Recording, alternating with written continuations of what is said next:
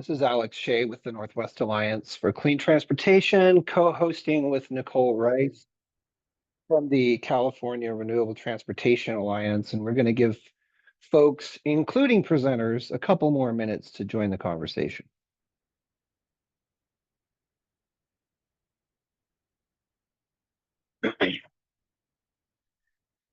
We will be recording today's conversation for future reference.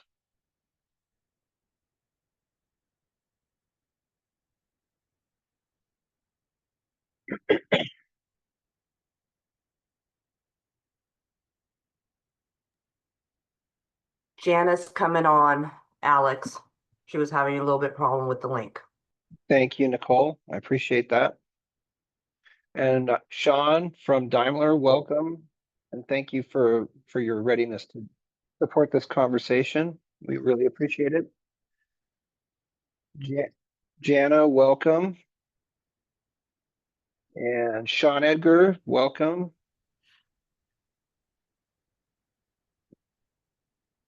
There's my friend Campbell joining from Trillium Loves. Good morning. Good morning. Let me give folks, so again, this is Alex Shea with the Northwest Alliance for Clean Transportation, co-hosting this webinar with support from Nicole Rice with the California Renewable Transportation Alliance. And we're going to give folks just a couple more minutes to join the conversation. We now have all of our presenters. Unfortunately, Sherry Call from the Washington Trucking Association is not feeling well today, so she will not be joining the discussion. All other presenters, however, are present.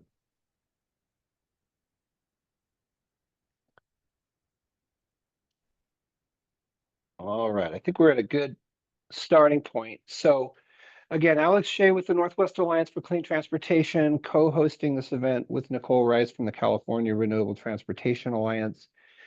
Nicole, do you want to briefly say hello to the folks on the call? Good morning, everyone. We're so glad that you guys are able to join us, and we are expecting a fruitful conversation. You have a great group of industry experts and insiders that are on this call. And so we just appreciate you and thank you for your participation.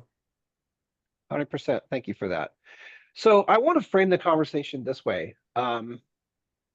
We've developed, the Northwest Alliance for Clean Transportation, as many of you know, has developed a fleet conversion calculator that helps fleet managers make inputs that accurately reflect their fleet's duty cycle, and then quickly generates outputs that help fleet managers estimate total cost of ownership, net savings or losses over time, as well as GHG reductions following conversion of a fleet from diesel to a fuel like renewable natural gas, RNG.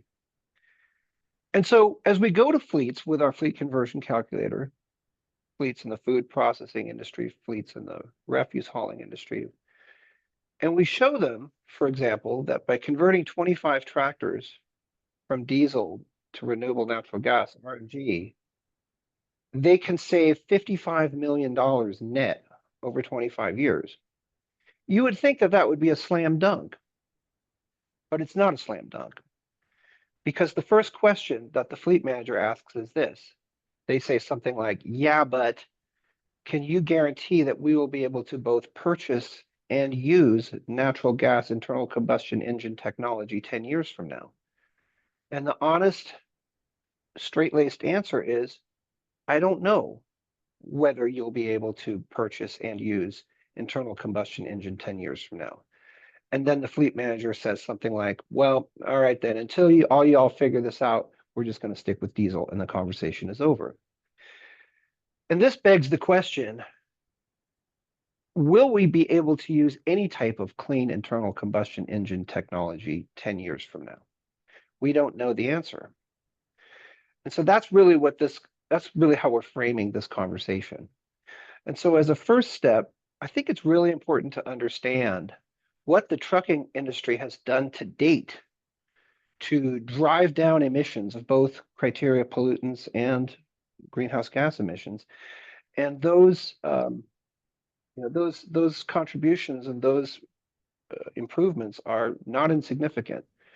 And to that end, I'm going to turn our attention to Jana Jarvis, whom we're very fortunate to have on the call. Jana is the Executive Director of the Oregon Trucking Association. Jana, can you please introduce yourself and then help us understand steps that the trucking industry has taken to improve its performance over the past 25, 30 years? Yes, good morning, Alex, and good morning, everyone. I'm Jana Jarvis. I'm President and CEO of the Oregon Trucking Association. And the industry has done a great deal over the last, I think your question was 20 to 30 years. And I think we have to start kind of with the premise that there is a reason that we have used diesel for this industry for forever. The energy density of diesel works, gives us enough power to be able to not only move our large trucks, but to haul large loads. And so there's been a lot of improvement in the emissions technology around diesel engines. I think, and probably Sean Waters can speak to this better than I can, but I do know that in 2007, there were some federal standards that required some significant changes, and those were strengthened with some legislation or some regulations in 2010, to the point that a truck today, an older diesel truck, will emit emissions that would equal a new clean diesel truck. It would take 60 new clean diesel trucks to emit the same emissions that one older diesel truck emitted a couple of decades ago. And there's been a lot of investment on the part of the OEMs, certainly a lot of investment on the part of carriers in terms of turning their fleets and purchasing newer equipment. I notice it every day when I drive up and down the freeway. I can't remember the last time I drove past a truck that had black smoke coming out of it. I mean, at the end of the day, the industry has invested a great deal to reduce the emissions to the point that today's engine is reduces about 99% of the pollutants. So I think we have to start there. And that was part of our frustration in dealing with some of the comments from the environmental community. There's been a lot of investment already. That's kind of what I have for you, Alex.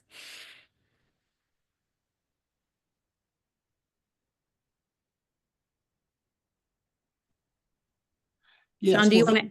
Oh, I'm sorry. Go Jana, ahead. thank you for that, Jana. I think at this point, it's a great idea to turn to you, Sean, and thank you for your readiness to be here. Sean Waters is with Daimler Trucks. Sean, can you help us understand what the different technology types can and can't do, including diesel, natural gas, battery electric, and hydrogen fuel cell engine technologies? It's important, I think, for folks to kind of get an understanding as to what kinds of duty cycles these various technologies can and can't manage. Yeah, sure. No, happy to discuss that. So Sean Waters, I'm the Vice President of Product Integrity for Daimler Trucks.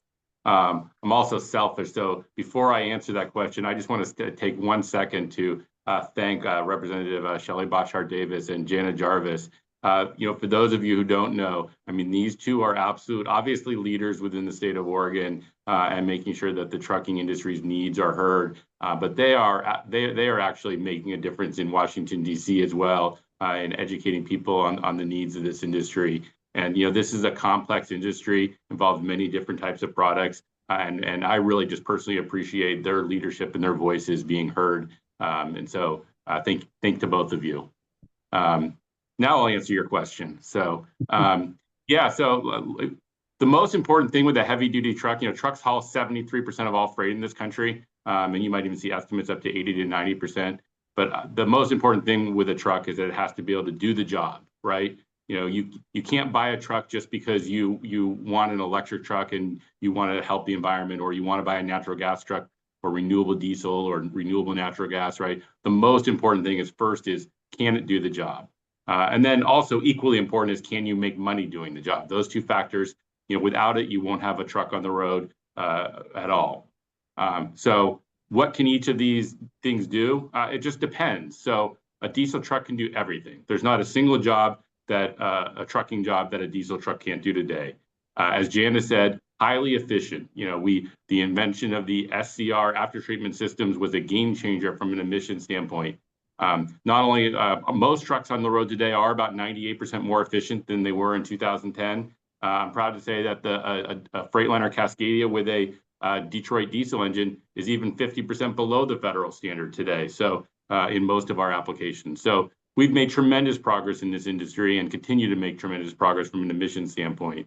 And we've also made tremendous progress from a greenhouse gas and fuel economy standpoint, because our customers care about those two things, and then they happen to go together. And we've greatly improved the fuel efficiency of these vehicles over time. So diesel can do everything, all the different applications. Electric vehicle, we've learned, very limited in the applications it can do. There's challenges with range, obviously. There's challenges with weight, so it can haul less freight than a diesel vehicle. But there's also a huge challenge with infrastructure. You have to have a vehicle that has the right loads and the right operations of limited miles that also happens to be in an area where there's enough power readily available to charge that vehicle any time of the day when it's needed. And that's been a great limiting factor on electric vehicles. So they've had some pretty good deployments in some of the ports in California, but largely throughout the rest of the country, the heavy-duty electrical vehicle market has not succeeded because of that. If a customer can't charge it and the vehicles can't haul as much freight for as long of a distance as a competitive vehicle, then it's not going to be successful. Natural gas has been a pretty good niche market. We've sold a lot of natural gas vehicles over the years. I would say most of the market has been to the in like the waste municipality business. A lot of those customers have done a really good job of making their own natural gas out of methane from their garbage, which is a brilliant use of the vehicle. So they've been able to make their total cost of ownership very, very cheap by buying a natural gas vehicle. And we continue to suspect that market segment will stay to those customers who are able to make their own fuel. Why wouldn't you stay with that market? So I think there's certainly going to be a segment that stays in that area. We've also explored, and then the other types of technology we've explored, which is hydrogen. I just call that advanced development, advanced engineering stages, not productionized technology yet. Again, huge infrastructure, huge cost, huge engineering challenges. We're working on it. We're building two hydrogen trucks here in Portland as part of the Super Truck program, and we're learning a lot from it, but nothing ready for deployment yet. Would it be safe to say that battery electric vehicles would be appropriate for duty cycles like, for example, hauling snack foods from warehouses to convenience stores or last mile delivery for Amazon or something like that? Yeah, so certainly some of the Amazon vehicle that drives to my house twice a day is great, quiet, and seems to be able to do the job. For every electric vehicle, it's really just a matter of you have to line up a bunch of different factors to see if it works for your business. Does it, is the total cost of ownership going to pay for itself over time, or can you pass on the additional cost of the electric vehicle to your customers? Like a business like Amazon might be able to do, or do you have the charging infrastructure available? Like you said, snack foods. Not all snack foods are created equally. Like in the early years of electric vehicle, we saw the hauling around the bags of potato chips was one of the early operations. 10 years ago was some of the first electric vehicles because they cube out, not weight out, and it makes it a little easier to operate. So yeah, there's certainly going to be niche markets where electric vehicles are going to operate. Some of it because it might pencil out from a business perspective. Some of it because it might just be government incentive and government choosing to use the money in a way that pushes one technology over another. Would it also be safe to say that with Cummins' introduction of the 15-liter natural gas engine, that at this point, natural gas engine technology can accommodate most, perhaps not all, but most duty cycles? Yeah, it's hard for me to imagine that the natural gas engine couldn't accommodate most duty cycles. There's, the biggest challenges really are, obviously infrastructure, right? Natural gas infrastructure isn't readily available like diesel, so similar issue to the electric vehicles. That's why we think we've seen it sort of like, kind of repeat customer business as compared to, an expansion of the market over time. Because I think the market's been pretty flat over time. But yeah, I can't think of a duty cycle that a natural gas engine wouldn't be able to accomplish. It's just a combustion engine. Right. We've tested hydrogen combustion engines as well, and they have that same sort of advantage, which is they can operate over, the same diesel duty cycles as a diesel. Right, right. Very good. So in summary, diesel can do everything. Battery electric has limited applications, look before you leap. Natural gas, internal combustion engine technology can accommodate most duty cycles. Hydrogen internal combustion engine technology will probably be able to accommodate most duty cycles. And hydrogen fuel cell technology is at this point still kind of in a test phase. Is that a fair characterization? That is fair. And I would say hydrogen combustion is also nowhere near ready to deploy. It would be much easier to build one because it's just we know how to make combustion engines. But the state of hydrogen in this country, I mean, there's and whether you can do green hydrogen, is debatable. So yeah, the state of hydrogen is a long way out. So Okay. Very good. Well, at this point, I'd like to turn from, sort of the OEM perspective, the somewhat theoretical design build perspective, to where the rubber meets the road perspective. We're fortunate to have Representative Shelley Bosshart Davis on the call. Thank you, Representative, for being here. And many of you may not be aware that Representative Bosshart Davis is also herself the owner of a trucking company. So, Representative, can you please help us understand how you run your trucking company today and how the proposed CARB rules would impact your operations? Well, thank you, Alex. Appreciate being here. It's every day I'd rather be talking trucks than voting on the House floor. So I'll stay here as long as you'll let me. Appreciate being here, and Sean, also thank you for the kind words. I appreciate that. And so we're a small family-owned trucking company. I say often my dad started Bossart Trucking in 1983 with 2 trucks and a dream, and we've grown that to about 40 trucks. We specialize in mostly hauling agricultural products, a lot of drayage that we haul to the ports of Portland, Tacoma, and Seattle, but we haul a lot of different applications, and we also haul heavy. And so here in Oregon, as most of you know, we can haul up to 105.5. And so that obviously is restrictive in some of these environments, in some of these technologies that I'll chat about. But I wanted to chat first when we're talking roadblocks, less in the application of trucking. I wanted to talk about roadblocks when we're looking at a regulatory or bureaucratic or legislative environment that simply doesn't understand technology.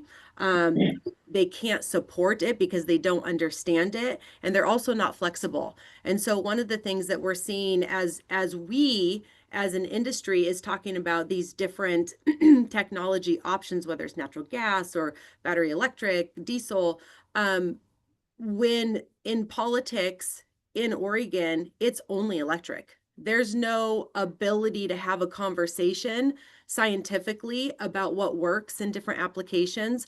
What works in an Amazon van doesn't work in a Class 8 tractor, right? That's over the road. Or what works in a utility truck or a tow truck versus a garbage truck doesn't work in different applications. And so there's this lack of understanding that Eisenhower said it best, and that is farming looks mighty easy when your plow is a pencil and you're 1,000 miles from the cornfield.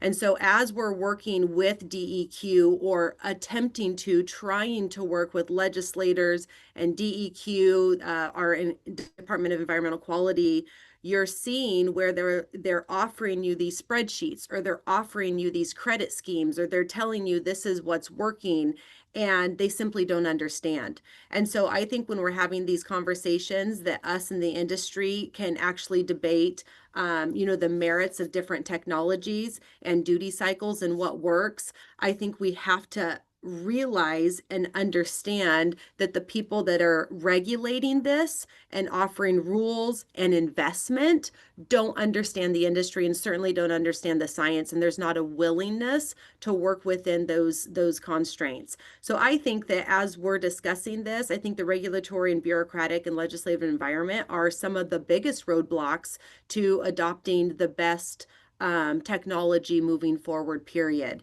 And as Jana started off with, there's a reason why diesel is king. And Alex, you started off with, you mentioned consistency and that question of, will this technology be around in 10 years? And none of us can say yes. And so that's what makes it extremely hard, is whether we're talking about the truck itself or the infrastructure surrounding it, the cost is so prohibitive to knowing whether this is going to be around in 10 years. And so when we're looking at it as a business, number one, it's cost. Can we afford it? Can we afford the infrastructure? Can we afford the downtime of within the hours of service regulations that we're also restrained to? Can we afford the infrastructure, the charging infrastructure? And the answer to all of that is no. Then we also have to talk about the roadblocks of the weights. If we're hauling to the port and we're hauling containers, we're over 90,000 pounds. And if your electric vehicle can only haul up to 80, then it just simply doesn't work. And so you have all of these roadblocks that are just like completely straight in the face, where you simply say this just doesn't work. And so I think those are the major roadblocks when we're talking about any sort of investment in new technology changes. And then when you're talking about what works in my business, even though we're running Class 8 tractor trucks, is not going to work for FedEx, is not going to work for a medium-sized business.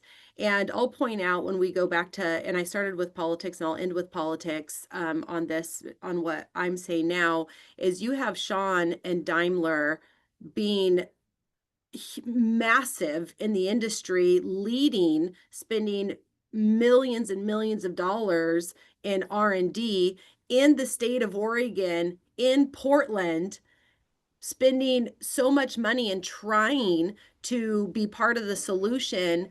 And they're even having a hard time making a difference in the political environment in Oregon. So I just wanted to point that out, as to when I say roadblocks, that is a major one. When you have somebody who is invested in trying to pursue a battery electric future, and even they're not listened to the capacity of which they should be. So that's going to be, I think, a major roadblock in general when we're moving into any sort of conversations about a different technology in the future. So again, Representative, reinforcing the notion from a trucking company's perspective that every duty cycle is different. And so you need to understand the work that needs to be done before you choose the technology. I'll also point out that I am speaking to you from a carb-free state right now. I'm sitting in Idaho. It's so refreshing when I go in and speak with a fleet in Boise or in Nampa. We don't have to have the conversation about, will natural gas internal combustion engine technology be available to us 10 years from now? The answer is a resounding yes. To help us understand how we got here with CARB, that history, why and how did this happen? I'd like to turn to Nicole Rice from the California Renewable Transportation Alliance, my co-sponsor or co-host, and to Sean Edgars with Clean Fleets. They have far more experience with and knowledge about CARB than I do. Nicole, can you take it from here, please? Yeah, thanks, Alex. And once again, just welcome to everyone, and thanks to all the speakers. And most importantly, also thanks for your various perspectives and your commitment to the industry. So I think I will hand it off actually to Sean to go ahead. I think he's prepared some responses and some comments to this, and we will tag team this portion, Alex. Very good. Great. Thanks, Nicole. Good morning, everybody. I hope my volume is okay. Sounds good to me. Great. Thanks for having me. For better or worse, I've dealt with the Air Resources Board for the last 25 years. In Y2K, you remember when the world was going to collapse in Y2K? CARB had a diesel risk reduction plan, and it was one of these broad sweeping California environmental programs that was designed to reduce the public's exposure to diesel exhaust 75% by 2010 and 85% by 2020. And so that embarked upon a series of regulations. So for better or worse, our firm, I'm the director of Clean Fleets based in Sacramento, California. And over the last 25 years, I've dealt with just about every on-road, off-road regulation that CARB has done. On 3 occasions, they've chosen our firm as their experts to go out and explain these complicated regulations. In addition to that, we have or currently work for all of the publicly traded refuse companies in California, a lot of the family operators, and we also do other fleet direct sources, other fleet direct work for folks in telecommunications, farming, and other aspects. So that's brief background on me. So I would guess I would characterize it as over the last 25 years, I've been through all of the emotions with CARB. So they started out with reducing the public's exposure to diesel exhaust. And I appreciated Representative Bossart David talking and Jana talking about the progress that the industry's made. Very rarely do you see black smoke pouring out of a diesel truck anymore, right? In California, the CARB plan of attack, if you will, was to reduce the public's exposure to diesel exhaust, which has been largely effective. Along the way, just to do a focused case study, the refuse industry decided they were going to be early action. And today, about 60% of the refuse collection trucks in California are powered by renewable natural gas, which is carbon negative, by the way. So if we're concerned about climate change emissions, it's hands down the best choice we can make. But just to stay with the regulatory progression, we had diesel risk reduction statewide in California, and then we had the South Coast AQMD in particular, the Southern California region, because of their regional smog. They had some priorities for certain industries like refuse and street sweepers and public agencies to go to natural gas sooner. So we saw, starting in the early 2000s, a migration of technology maturation, which has now evolved in natural gas technology being the fuel of natural gas as the fuel of choice. And Sean Waters talked about Daimler's ability to build natural gas vehicles that meet the customer's needs profitably. So that maturation of technology is now just to focus on early adoption. CARB wanted to control diesel exhaust, but we've had key sectors that have gone beyond controlling diesel. So CARB put out a series of regulations that culminated with 1/1 of 2023 was the deadline. Statewide, it was called the truck and bus regulation. Prior to that, there were some other vocational truck requirements for refuse haulers and public agencies, but essentially the landmark regulation that CARB hangs their hat on was the 2008 statewide truck and bus regulation. And that required all diesel vehicles greater than 14,000 pounds gross vehicle weight rating. So that's an F450 weight type of service truck. That weight of truck had to migrate to 2010 or newer engine emissions by 2023. So both Sean Waters and Jana Jarvis, I think, did a good job of explaining how much cleaner that is, right? So we took the old dirty diesel and we turned it into 2010 or newer, largely SCR, so selective catalytic reduction, very little NOx and particulate coming out of the tailpipe. And the whole fleet in California migrated to that by 2023. And then key segments like refuse did even more. So now, like I say, 60% of the refuse trucks are running on renewable natural gas. So the punchline, before I turn it over to Nicole, the CARB plan of omnibus, advanced clean trucks, and advanced clean fleets, that body of regulation, just to focus on refuse, has recarbonized the refuse fleet. And what I mean by that is it's taken about 25 years to get the cleanest refuse fleet in the world operating in California. And unfortunately, the regulatory house of cards that CARB has constructed result in that fleet having to go away and being recarbonized with more polluting technology than the refuse industry is using today. So in the world of unintended consequences, I know that a lot of the folks that I work with, the regulatory agencies, are once again excited about what is being branded as zero tailpipe technology.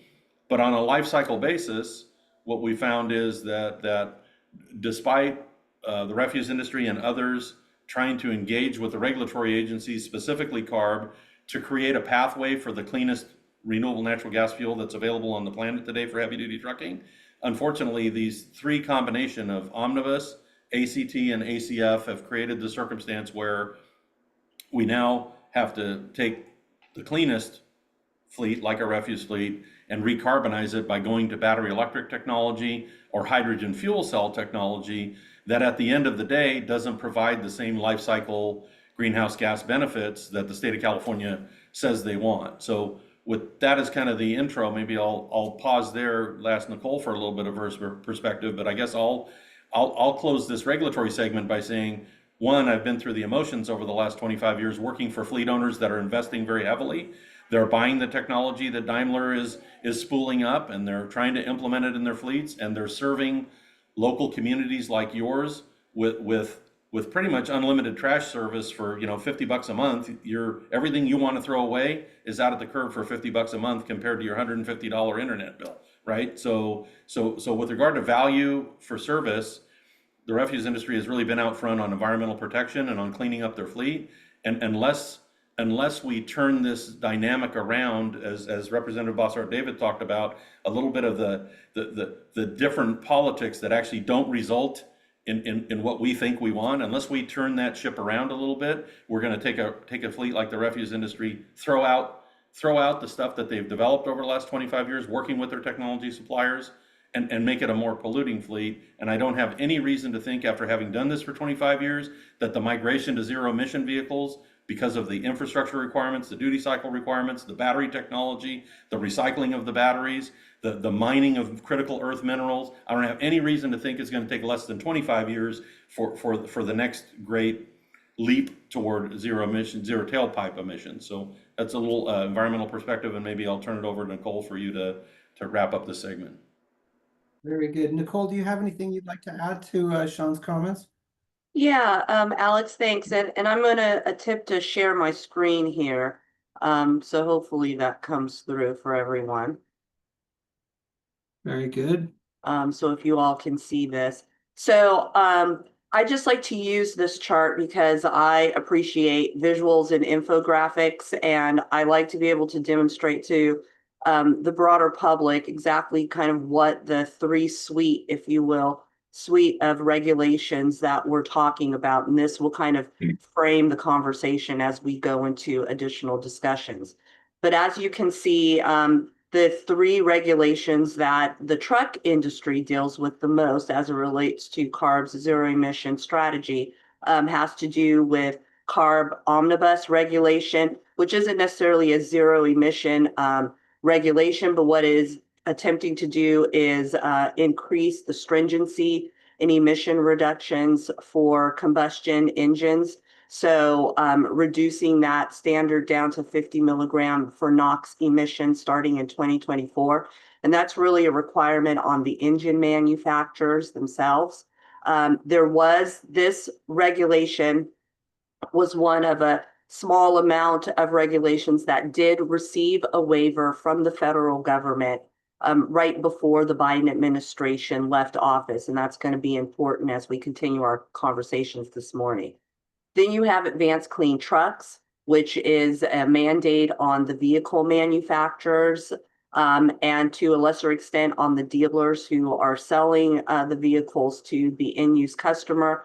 But this regulation requires the vehicle manufacturers to produce and sell an increasing percentage of zero-emission trucks starting in 2024 over a period leading to 100% sales for new trucks in 2035.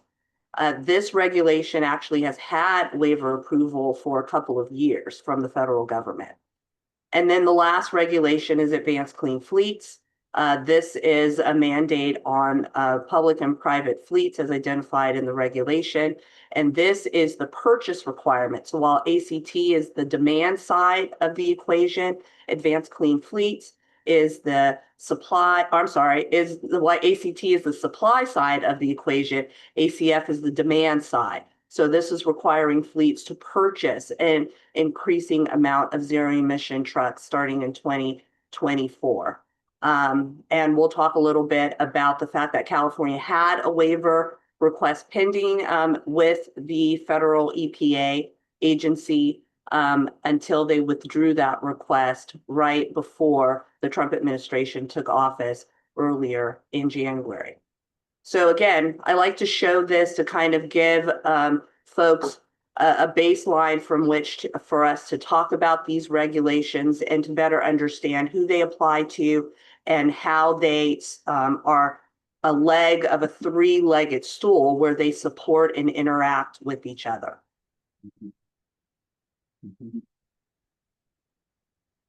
So I think this is a good time. You know, we now have an understanding of how we got here with regard to California Air Resources Board CARB rules, and what those rules look like. Jana, can you help us understand what your world, what the trucking sector would look like in Oregon if the CARB rules were implemented in Oregon as intended? Thank you, Alex. I think I'll go back a little and talk about the history of the drive to battery electric in Oregon. In the 2019 legislative session, there was a piece of legislation that was designed to phase out older diesel equipment. Remember, I mentioned that today's diesel engine is significantly cleaner than an older diesel engine. And so the environmental community came to the table and was trying to essentially outlaw older diesel equipment. And all the credit goes to Representative Boshart Davis for taking this issue on when the bill dropped. And we were able to set up a committee to work through that and come up with a compromise. And the net result was in the 2019 session, we passed House Bill 2009 that essentially phased out older diesel trucks in the Tri-County area only, Multnomah, Clackamas, and Washington County, which is our major population base in the state. Part of the issue, of course, is that some of those older diesel trucks are used in the agricultural industry, and they're used sporadically or infrequently. And so we were trying to just focus on the areas that the environmental community was pushing back on. But I think it's interesting then from that point in 2019, then you come to the pandemic, and we were all legislating virtually. We were lobbying virtually, which is quite a challenge to do. And during that period of time, as a result of our Governor Brown's executive order, our Department of Environmental Quality adopted CARB's Advanced Clean Truck Standard. I find it interesting that the first battery electric Class 8 truck was introduced in 2024, and CARB implemented their requirements for a certain percentage of purchases in battery electric trucks in the year 2024. You remember that Sean Edgar mentioned that it takes 10, 15, 20 years to transition to a new equipment. So we roll out the very first battery electric truck, and we mandate that, I think it was 5% in the Class 8 category. 5% of those purchases had to be battery electric. And so I think the bottom line is the environmental community has adopted battery electric as their fuel of choice, and they have been promoting policy to support that without recognizing the limitations that it gives to us. Unfortunately, there are 16 states and the District of Columbia that also adopt CARB rules. But 5 of those states had adopted the Advanced Clean Truck Rule effective 2025, and Oregon was one of those states. We started last summer speaking with the governor, asking for help to delay implementation of the Advanced Clean Truck Rule, but it went into effect in January 1, 2025 in our state, and essentially stopped the sales of trucks in Oregon for several months. A lot of other states were adopting at different dates. I know that Washington, Oregon, New York, New Jersey, and Massachusetts were the other 5 states that had adopted in 2025. And we started a little coalition among our states to try to work together to find a strategy that would help us find a way to delay implementation of this and hopefully the premise was that the technology could catch up. Some of the states were able to delay a little farther. I know that Maryland had adopted CARB standards in 2027. They delayed to 2029. But then the first ball dropped because Massachusetts, who had adopted in 2025, delayed until 2027. And again, here's another a point where we can give Representative Bossart Davis a lot of credit, because she introduced a bill during this legislative session to delay the CARB rules until 2027. And Shelley, you're free to comment if you like, but I can tell you that it was highly political. And the interesting thing was, you could go and talk to legislators on both sides of the aisle, particularly the moderate Ds, and they understood the issue and they didn't necessarily support the policy. And so we worked that through. That bill was introduced in the Joint Transportation Committee, where Representative Bossart Davis is a vice chair, had great hearings, never got to come to the committee for a vote. And so what happened later was that one of the Democratic members of the committee on the Senate side introduced the same legislation later. And fortunately, we had worked the bill well enough so that the evening that they had the hearing, there are 12 members of that committee. 9 of them on the dais spoke in favor of the delay because they understood the technology simply wasn't there to support the industry. And at that point in time, all of a sudden, the Department of Environmental Quality pulled the rule. They were going to delay it themselves as well. And so it takes a lot of political maneuvering to be able to influence policymakers that this technology needs time to mature. It doesn't meet all of our applications, and that this isn't the right solution. Yeah. And while I think many of us on the call appreciate the delay of implementation from 2025 to 2027, that delay does not relieve the uncertainty, the future regulatory uncertainty. And so again, when I go to fleets and I show them, for instance, that they can save a lot of money, net cash, and they can significantly reduce greenhouse gas emissions by converting from diesel to natural gas engine technology, the answer is still, yeah, but will I be able to use that technology? Will I be able to both purchase and use that technology 10 years from now? And the honest answer to that question is, we still don't know. So Jana, can you kind of help us understand, if nothing is done about CARB, okay, so we have this delay until 2027, but what will buying a truck look like in Oregon in 2027, 2028? Well, I'm counting on federal action to solve that problem for us, Alex. My understanding, and we were going to talk about that in federal action, that those waivers were getting pulled. And so if that happens, I don't know that states can implement regulations to enforce this. Delay was, we understand that the technology is not going to mature by 2027. That's pretty clear. But at the end of the day, we needed enough time to be able to ratchet back up and get some trucks sold in our state. And so we did do that. A lot of other states have started delaying their actions as well. And I'm not quite sure I understand what the state's perspective is at this point, when and if the president signs the action that just happened in Congress. So that's a great segue, a perfect transition to Nicole with regard to recent federal action and potential for future federal action. Nicole, can you help us understand? Sure, Alex, thanks. So I want to start the conversation by saying, first of all, I know everyone has been, following the news stories about what's happened and has taken place at the federal level with the Congressional Review Act and the joint resolutions.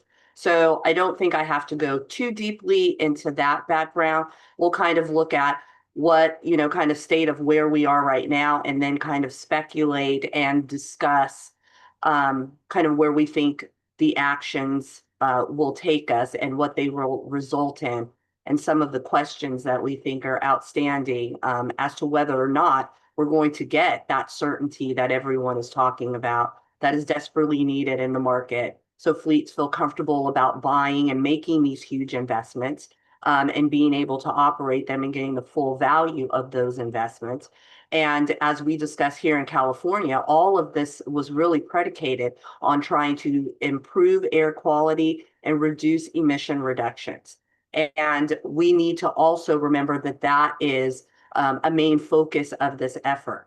And so in doing so, we need to make sure that our strategy going forward actually accomplishes measurable results in that area as well. So we know that, the Trump administration moved to revoke California's zero emission waiver approvals. As I said before, no reason to, dig into many of the details of how we've gotten to that place, but we do know that Congress, with the Senate acting at the end, has actually voted to approve all three of the joint resolutions that cover revoking the approval for advanced clean trucks, for the low NOx omnibus rule, and for advanced clean cars too. So there was a political article that came out late last night, that the president has indicated that he will sign all three of those joint resolutions tomorrow, approximately about 11 o'clock Eastern Standard Time. And that was coming from some of the authors of the resolutions. Kevin Kiley was one in the House of Representatives, and Senator Capito, I think her is how you say, or rather Capito is how you say her name, was also providing that information to the public as well. So we could see action from the president on these resolutions as early as tomorrow. So we have also heard from California immediately after the Senate action took place a couple of weeks ago. The governor held a press conference with representatives from CARB and our overall Cali EPA agency and the like, indicating that California was going to sue as soon as those actions occurred. So no surprise there. The Attorney General was also at that press conference, and he indicated that California already has its legal strategy established and ready to go. So they will be able to move very quickly when those actions occur.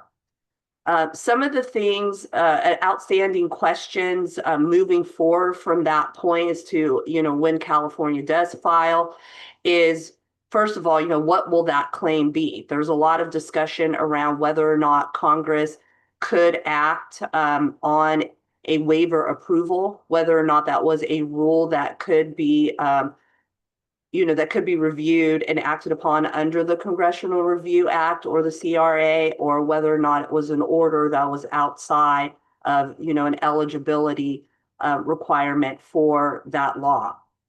So we'll certainly be looking to see what types of claims California brings in its lawsuit. The other outstanding question that's interesting as to what happens to the regulations. We know that the CRA,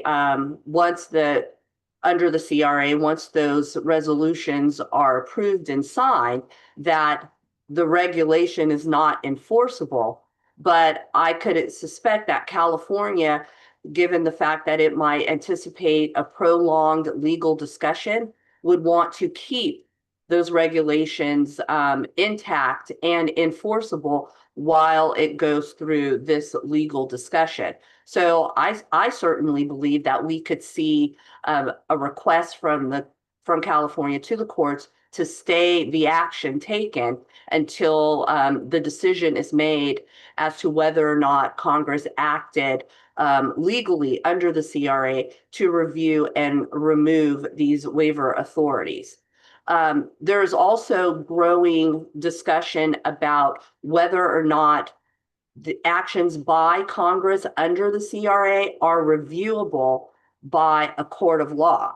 There is language in the CRA that says, any actions or decisions that are made under that law are not reviewable by a court. They cannot be subject to judicial review. And so the question is whether or not the courts will, strictly review that language and say that they can't rule in this area, or if we will see them move forward, finding some other reason as to why they think that they can look at this under, given that language.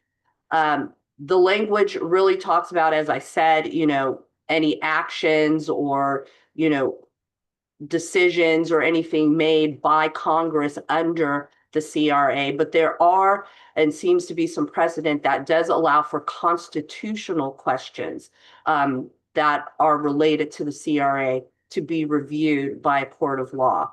So that could be some claims that California also raises as to there's been some constitutional violations in those actions, and thereby the courts do have the authority to review.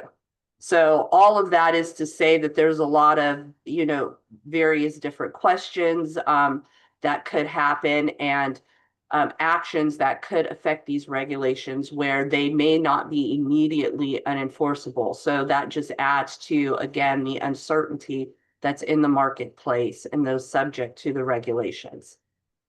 We now not, directly part of the CRA discussion, but certainly impacted by the Trump administration, is also the Advanced Clean Fleets regulation.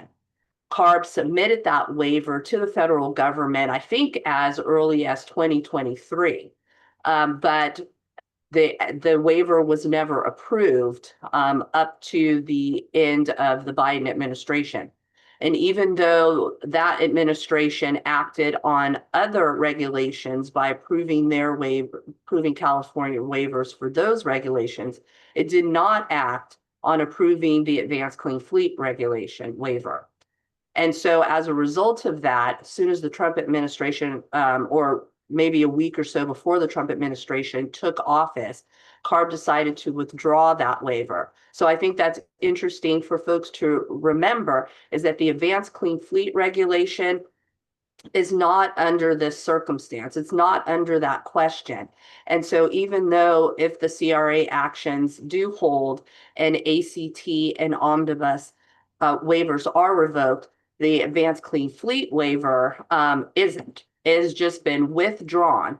And what that means is, and CARB has indicated this in notices to the regulated public, that they cannot enforce the regulation against the private sector. So that's the drayage language and the high priority fleet. But the ACF is still enforceable against the state and local government fleets that are also covered by that regulation. Another interesting points about the fact that the ACF waiver was withdrawn is that you didn't give an opportunity to the Trump administration to opine on a likely denial of that waiver, which is part of the reason why I and others believe that CARB pulled the waiver, because they didn't want the Trump administration to deny it.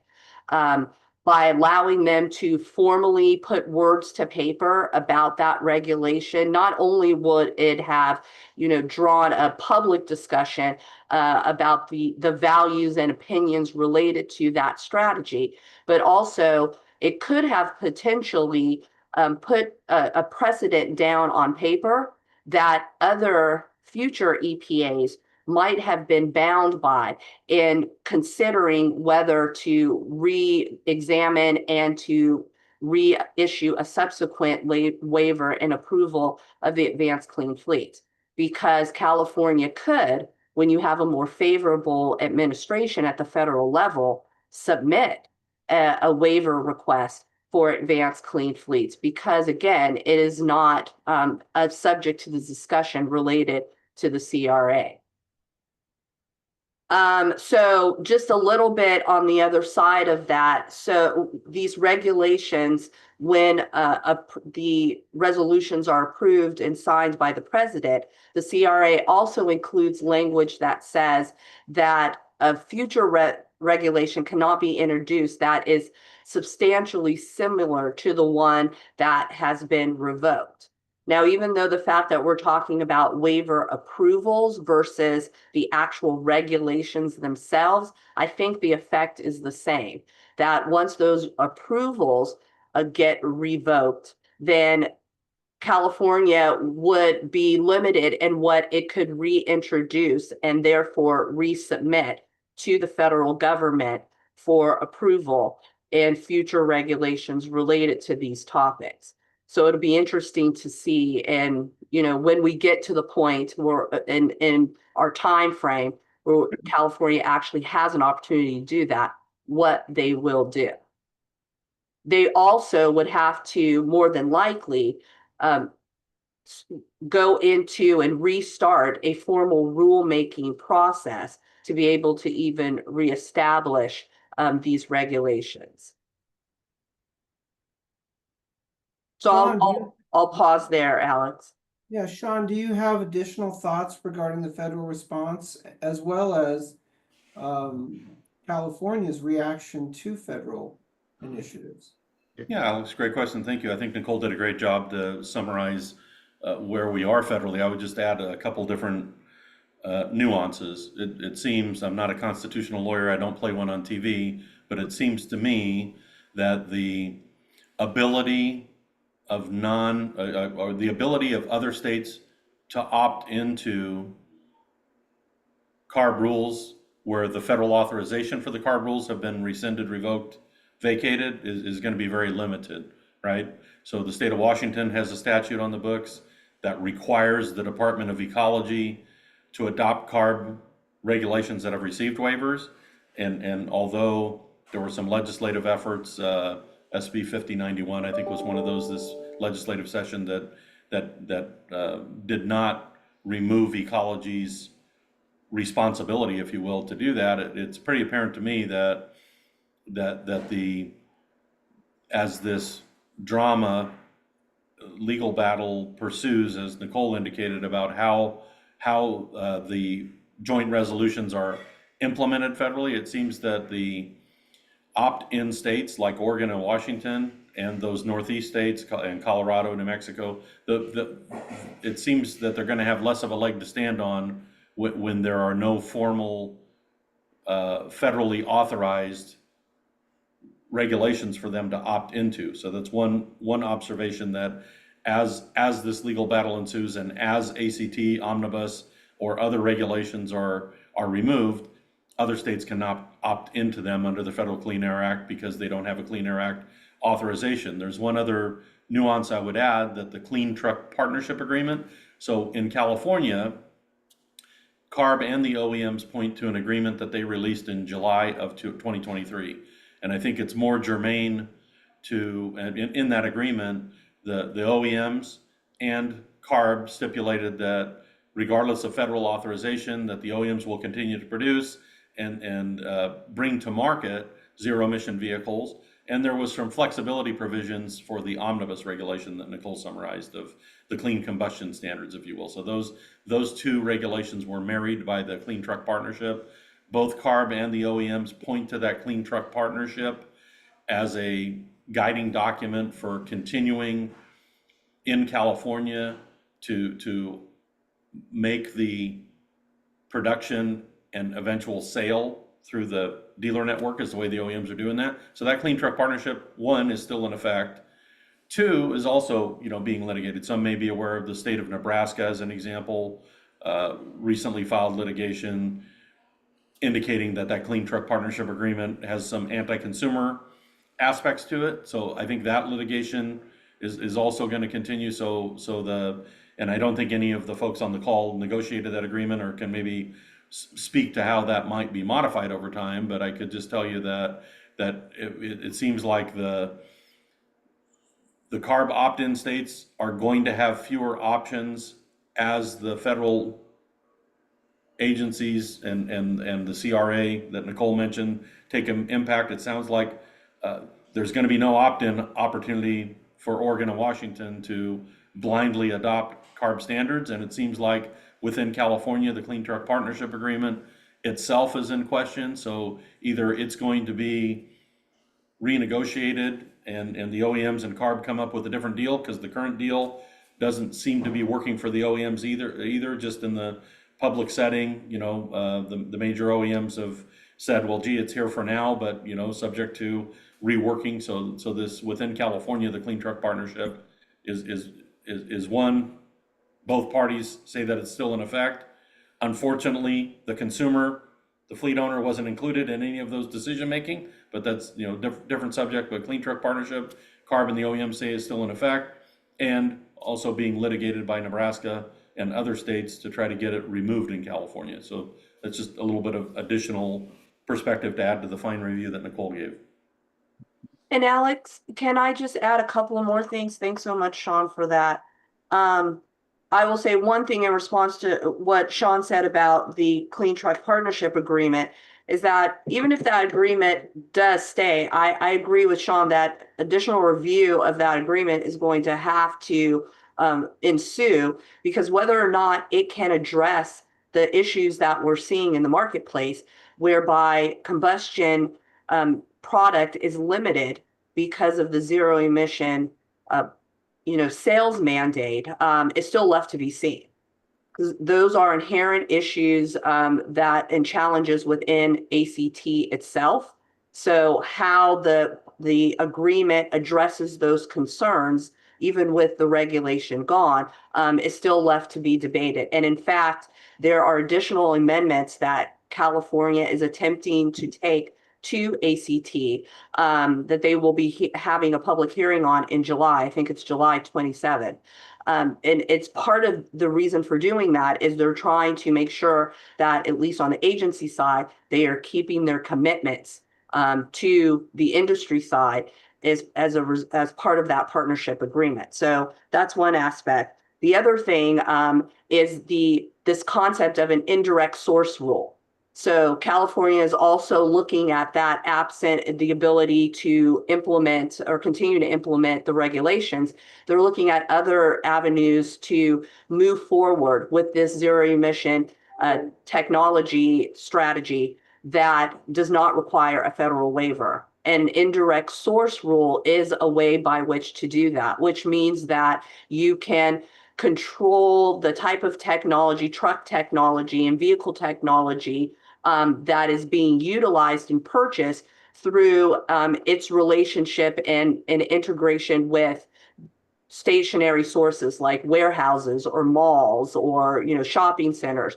To the extent that those vehicles are coming to those entities, you can control what types of vehicles that are coming there through these rules. And California, the governor's budget has included initially some expansion of that authority for CARB, as well as a fee authority attached to that, so they can expand the ability to regulate in that area and expand the ability to impose fees related to those regulations. There's also were a couple of bills that were moving forward in the legislature related to that as well.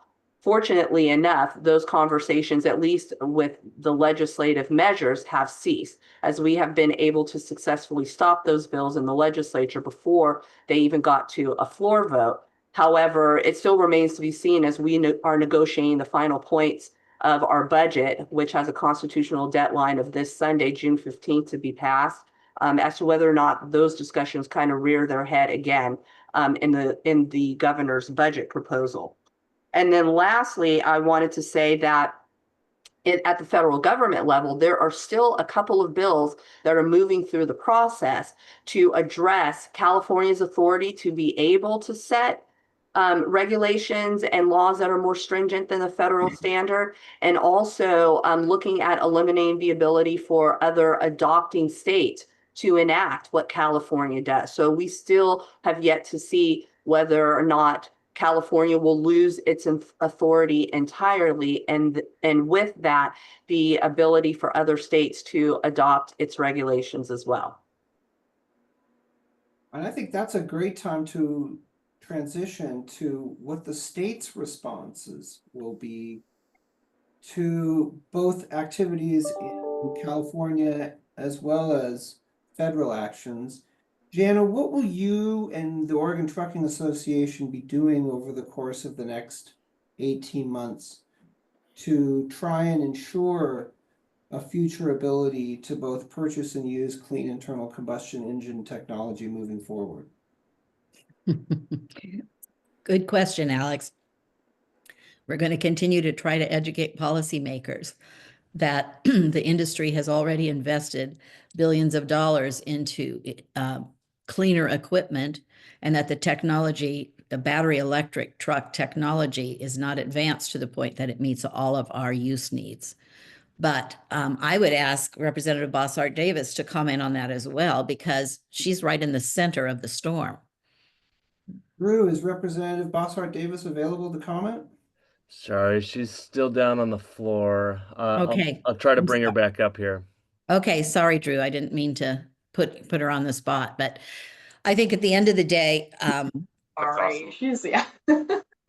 at the end of the day, I think what we did a really good job of in Oregon was having a large contingent of our policymakers understand how this technology was just not going to work for the industry, to the point that in the hearing that was, there was a hearing on Representative Bossart Davis's bill to delay, DEQ was called up, and the director of DEQ acknowledged publicly that the technology didn't really work for class 7 and 8. And so there was a lot of interest on the environmental community's part to try to just limit it down then perhaps to medium duty trucks. But obviously, it has to be adopted identically to California standards, so that wasn't an option for them.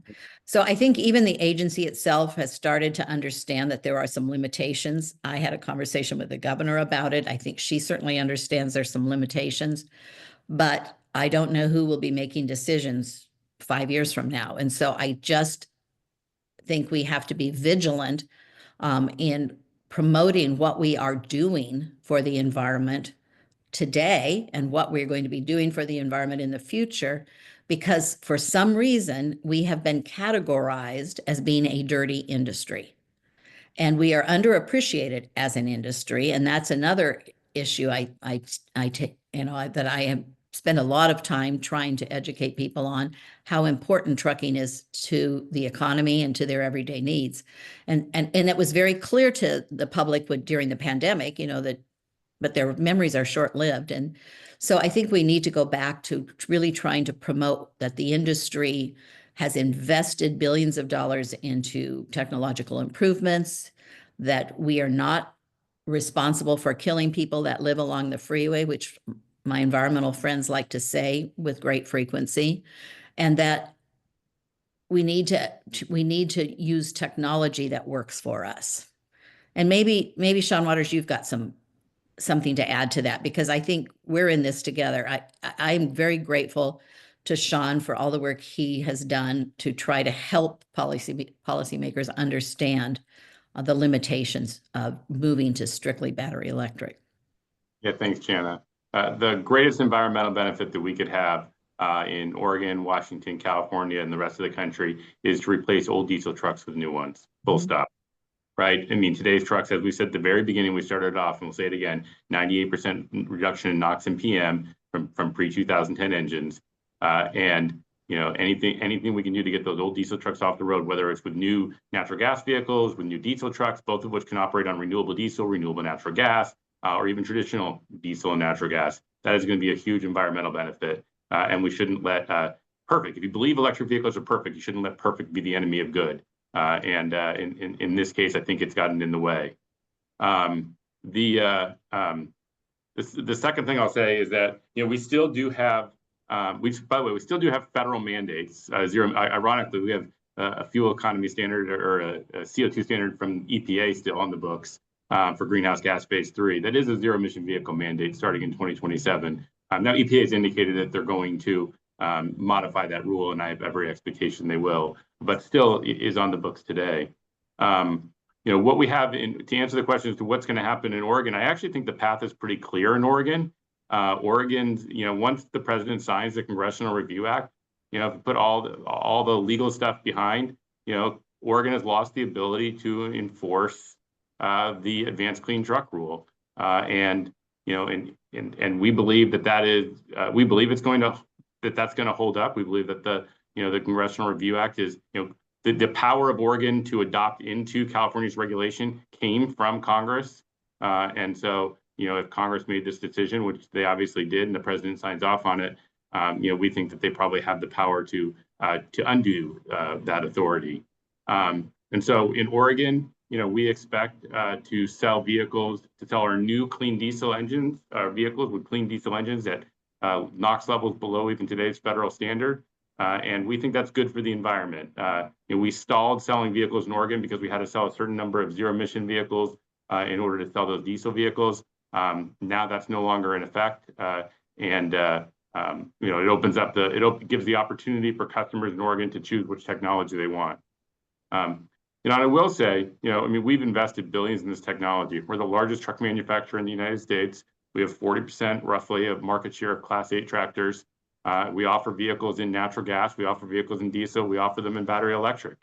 We've invested, we're in a joint venture to build electric vehicle infrastructure. It's a $750 million joint venture between us, BlackRock, and NextEra. We have a joint venture with our competitors, PACCAR and Cummins, where we're building a battery factory in Mississippi. We're making huge investments in zero-emission vehicle technology. We want that to be a choice for our customers to be able to operate, but we also, need to recognize its limitations today. And so, putting aside all of the legal issues and all the CRAUs and what's going to happen with the Clean Truck Partnership and all these things, you almost need to get to just back to like sort of root cause. Like, why did Congress take this action? Why is there even an issue? Why do people want the advanced clean truck rule moved? And at the end of the day, it's because the regulations couldn't be achieved. As I think this year in Oregon, 5% of our Class 8 tractors were supposed to be zero emission. It's not even close to 1%, because the lack of infrastructure, the lack of total cost of ownership for our customers, and the lack of duty cycle, operational use. Any one of those three factors would prevent or make it challenging to sell a zero emission vehicle. But all three of them happen to line up in this case in the state of Oregon. And so really, we just have to make sure that when we're adopting, the states have to look at when they're adopting regulations, adopting rules, what problem are we trying to solve, and what's the best way to try and get there, and not try and go and sometimes the perfect, again, if you believe that's perfect, might not be the best solution for the actual environment in this case. And so we think Oregon made the decision to push back its ACT rule to 2027. Every state in the country has pushed back their ACT rule to 2027 or later, regardless of what happened with Congress, except for the state of New Jersey, I believe. And then the state of Washington did like a 6-month, only after the CRA was used, did a 6-month pushback of the rule. But every other state already made the decision that, look, we're not ready yet. And not that those states were abandoning the idea, but they were, at least recognizing that we do need to get new clean trucks, combustion trucks, I'll say, on the road, and not give up that environmental benefit. But Alex, I will agree with Nicole that I think the next battlefront will be the indirect source rule. We've had a number of pieces of legislation proposed in the past, and we didn't have anything this year, so I would expect to see it in future legislative sessions as another way to get at the same issue.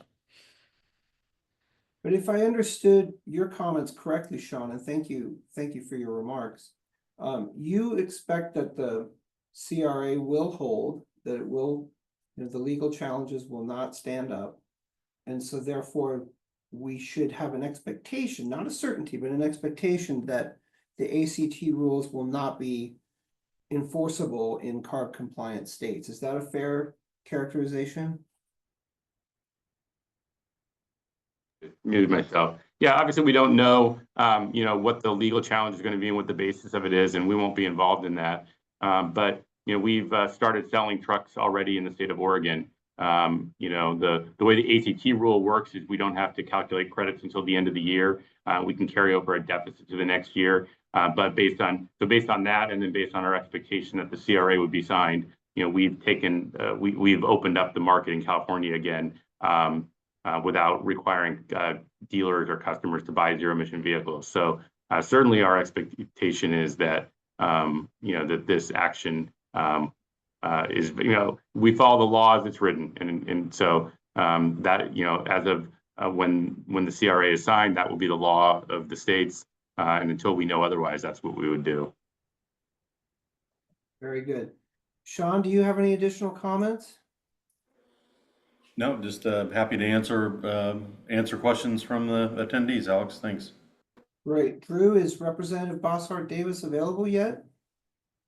Sorry, guys. She's caught up in the floor debates right now, so I don't know if we're going to be able to get her back. Well, with that context in mind, I would like to open this up to participant questions and answers, and I'm hoping that I'm hoping that folks can raise their hands to indicate that they want to unmute and ask a question, and I'm hoping that either Judy or Nicole can moderate the Q&A session. I am on here, Alex. Another way to do it is to have people ask questions in the chat, and all the speakers can see it there as well. Either way is fine is- with me. Either raise your hand Okay. and unmute or put your question in the chat, but we're happy to take questions for the next, let's say, 15 minutes or so.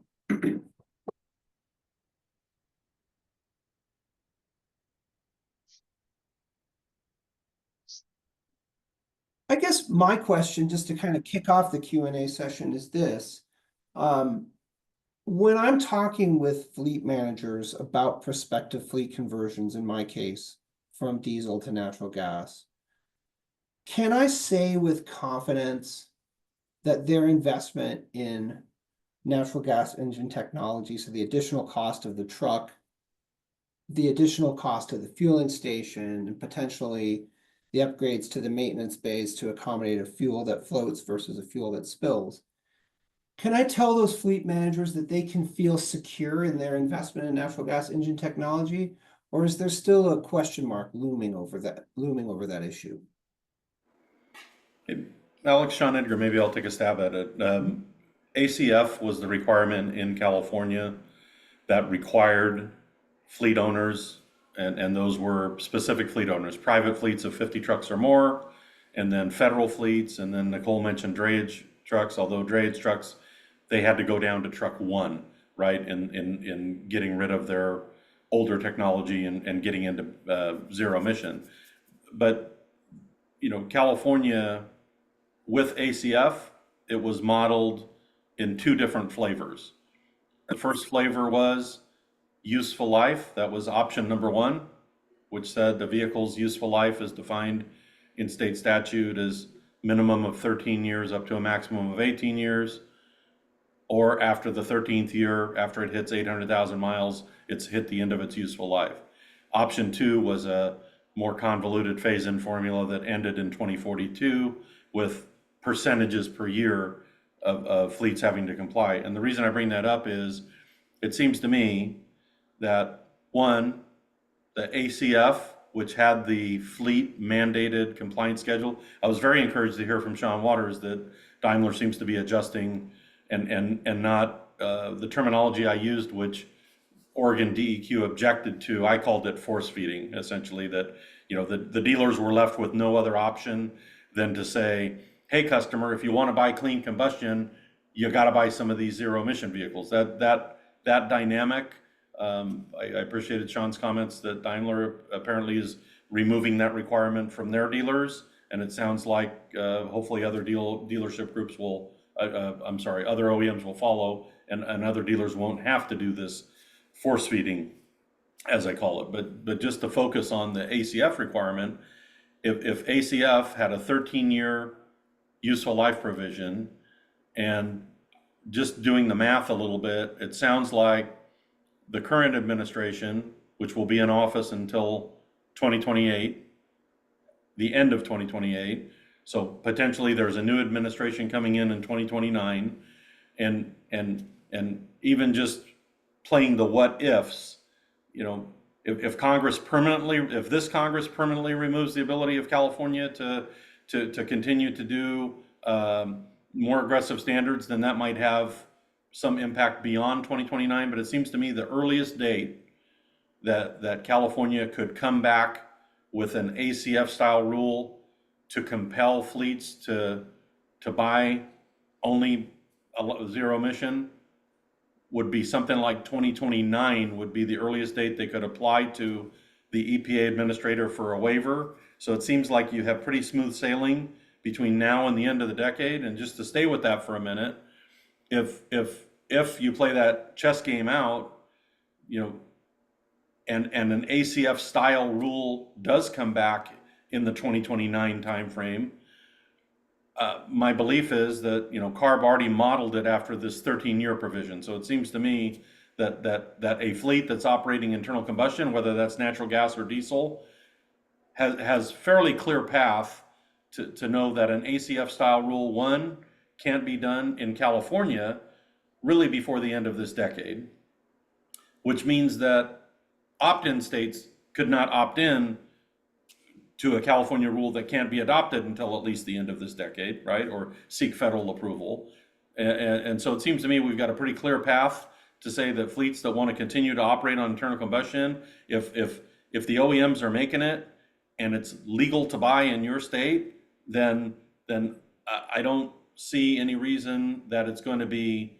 It doesn't sound like the opt-in states are going to have authority to outlaw it. I don't think Oregon or Washington can make up something on their own. They're going to be prohibited and constrained by what the outcome of this Congressional Review Act, you know, new law that Congress is doing, right? So I just don't see the likelihood that CARB's going to have anything of an ACF style to deal with until likely the end of this decade. And then if that happened to come to pass, my sense is they're still constrained by the health and safety code provision in California, which they already said they're going to abide by, which is the 13-year window. So if I'm making that decision and I buy between internal combustion between now and the end of the decade, and I have a new fleet of compliant internal combustion vehicles out there, the soonest I would be facing any phasing out of those would be that engine model year plus 13.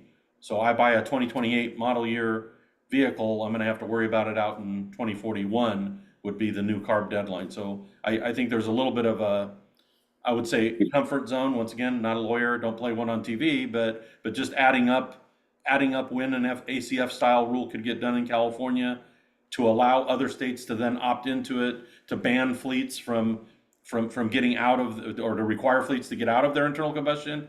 That seems like it's a end of this decade safe harbor. And you know, if or when it came at the end of this decade, you'd still have that 13-year minimum window that CARB already talked about. So for most folks, for 15 to 20-year life of a CNG station, of a vehicle life of 10 years, 12 years plus or minus, seems like a pretty wise investment at this stage, because it doesn't seem to me that California is going to get its way and be able to readdress the ACF type requirement until the end of the decade. That's my sense.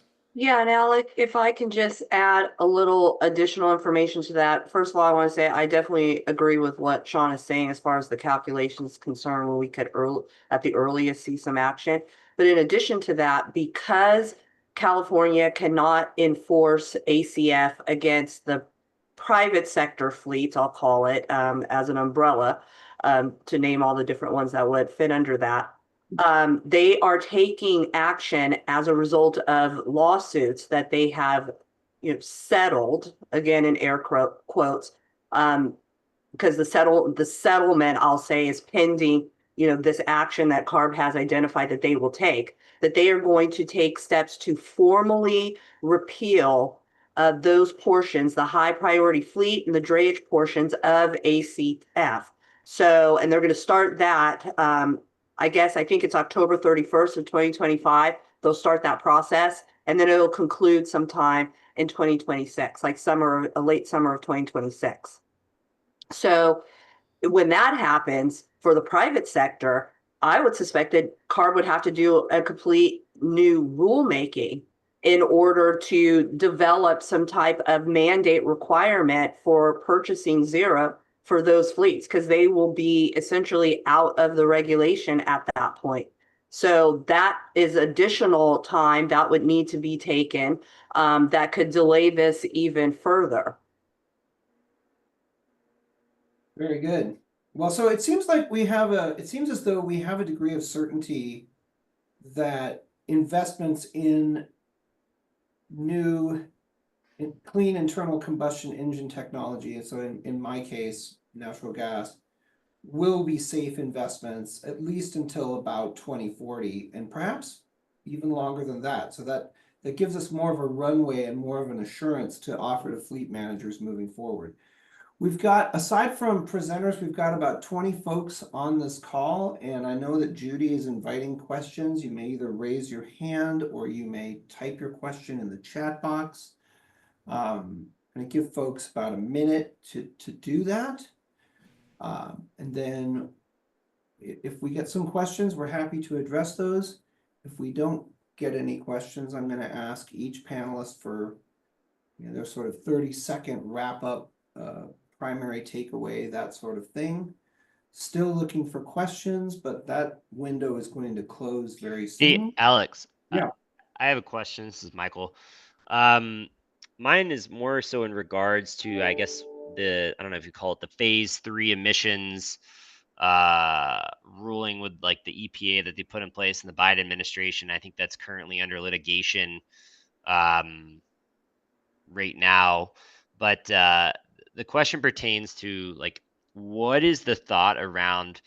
I feel like a lot of the OEMs are saying, and a lot of the station builders are counting on this EPA phase 3 to move forward as it relates to the NOx rule portion of it.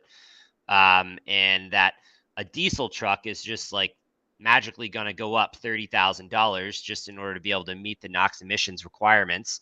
But the fact that it seems like this rule is in litigation for possibly being reopened and changed, like, what are the thoughts from the panelists on like, is like, as it compares to CNG right now, like truck premiums are crazy high versus a diesel. So like, do we actually think that that NOx rule is going to move forward in its current state, and we're going to see model year 27 trucks 20 to 30K higher for a diesel? Or is that something that gets walked back by the current administration, and now we're just left with these crazy high premiums still? Good question. I'll try and tackle that. We obviously value our customers and don't want to put any undue market pressure on the 2020. You guys not hear me? Next, we can't hear you too well, Sean. How the volume changed.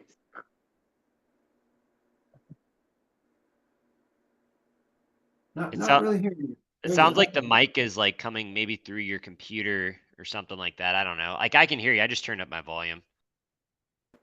Okay, well, I'll speak louder. Does that work? Okay, I'll do my best. Perfect.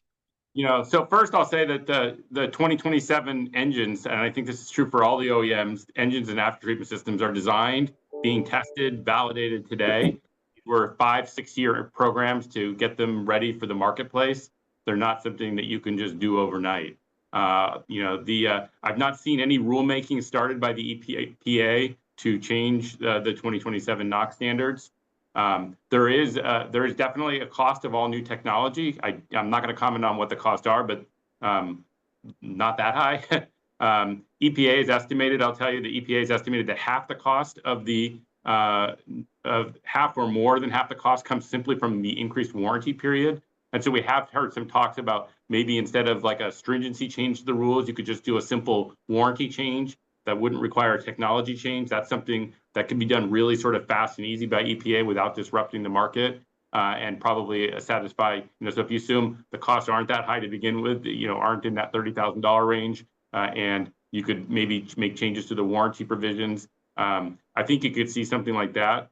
To see a complete change of the EPA rules, I mean, anything's possible, but I think that could actually be disruptive right now. So, from our perspective, we've asked EPA to really focus on the greenhouse gas rulemaking. That rule, parts of it already went into effect in 2024, actually retroactive. So it was 0 negative lead time for some of the changes that were put in place for the new phase 3. But the 2027 standards really are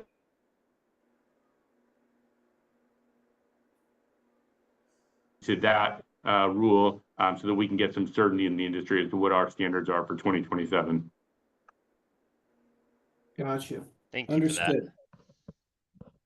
Any other questions?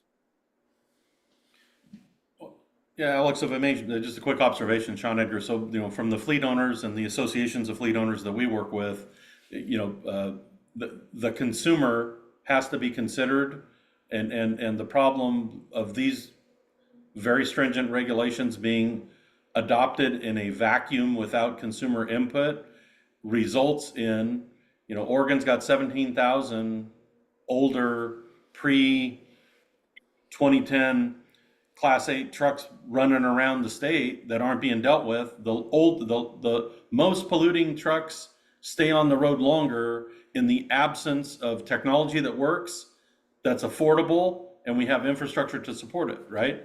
So I would just appeal to our regulator friends that are on the call and the environmental justice organizations that we interact with pretty frequently, just to explain to them that the consumer, i.e. the fleet owner, that needs to have technology that works, a way to pay for it, infrastructure that is built out, not way out on the horizon. Nobody's going to order a electric truck without a way to plug it in, right? So the impacts of all this, what I call a regulatory house of cards that's been built up, the worst I've seen in 25 years of doing this, the impact of that is the clean trucks that everybody wants don't get out, because the folks I work with, I can't in good conscience tell them, you know what, go out and buy a vehicle that doesn't work for you, that doesn't get the job done because it feels better. Because it's not about feelings, it's about you're the customer, and you roll your little cart out to the curb every day or every week, and a trash truck comes by and picks it up and takes it somewhere away, and you're our customer. So we can't rely on unreliable equipment. We can't jump further than the technology is out there to get the job done for you, because you're our customer. And when folks that sit in cubicles that think they are market players that want to redesign the consumer market, the trucker stands back and says, you know what, I'm not going to play. So the folks I work with, they aren't buying, as evidenced by the declining sales that Daimler and everybody else sees, right? Don't buy any trucks. So what does that mean? That means the older trucks stay on the road longer, and you would think that the so-called environmental community and the regulators that really want clean trucks would be able to figure out that this is not very complicated. Technology's got to work, got to have a way to pay for it, and when you create a regulatory house of cards with all these barriers, the trucking company's going to sit back and say, no, I'm not going to play because it doesn't meet my needs or my customer needs. So it's a self-fulfilling prophecy when houses of cards get built as high as they are, and for the new trucks to get out, you're going to need to loosen it up so that trucking companies can make rational decisions for trucks that work and that they can afford. I'll And treat that. I would Go ahead, add, Jana. Yeah. I would add to that. I think it's, I say this a lot when I'm speaking with policymakers or even testifying, that trucking is the very definition of a mobile industry, if you think about it. And carriers don't have to be located in Oregon to service Oregon. And those regulations don't apply to carriers outside of Oregon. And Oregon has not put any meaningful amount of money on the table to help with that transition. So until they do things like that, we're going to end up with those very old trucks still out there, because we don't have any kind of incentives to move away from that. And, I just don't, I think that we need to keep promoting our industry to the point that people understand the value of it, so that they don't just run to some new crazy piece of legislation to change the industry overnight. I think that's right. Go ahead. Alex, if I might offer some concluding thoughts as well. I want to say that I agree with everything that my co-panelists have said. The strategy, unfortunately, did not work. And I think where we are right now gives us an incredible opportunity, specifically here in California, to look at the immediate experience that we have had with doing these types of regulations the way that we have, being very technology limiting, phasing out workable and feasible technology, forcing individuals and the end user to purchase a product that in some cases is not proven in all duty cycles, and is not necessarily available for all duty cycles, and cannot unfortunately meet the demands and requirements of the industry in the arbitrary timelines that have been set. And so from that, we did that, it didn't work. So now let's come back to the table. I do think that we need to make sure that we do consider the science. CARB does the wheel-to-wheel analysis and things like the low carbon fuel standard. So why not do that for the vehicle technology as well? And we can think of this truly as a highway where we will allow technology on the on-ramps that makes sense and that can help meet the environmental objectives and goals in the near term, and then create that long-term strategy. So when technology needs to get off and be replaced by things that are more clean and suitable, that we can do that and have the flexibility in the regulations to do that. But unfortunately, that wasn't the path that we took this time, but we have an opportunity to do that now. And we're very hopeful here at CRTA with my members who are both involved in traditional fuel production as well as renewable and alternative fuel production and technology production, that our state will take the lead, continue to be the leader in how to move and transition to a better option and a better outcome when we realize that the path that we have chosen is not achieving the goals that we set out. So in summary and in conclusion, an all of the above strategy is best, and an all of the above strategy includes and must include clean internal combustion engine technology. Any final comments before we adjourn?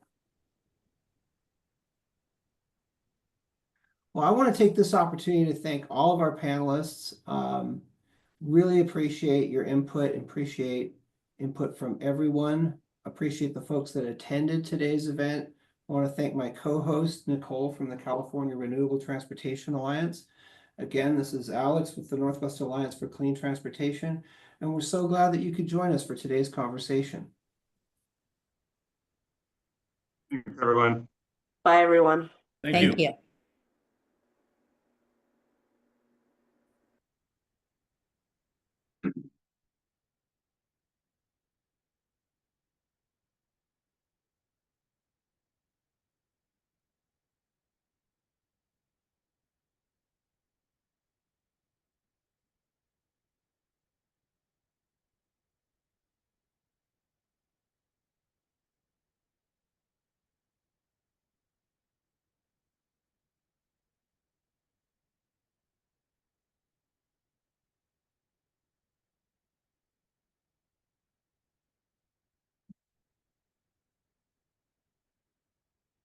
Alt F4, end meeting for all button.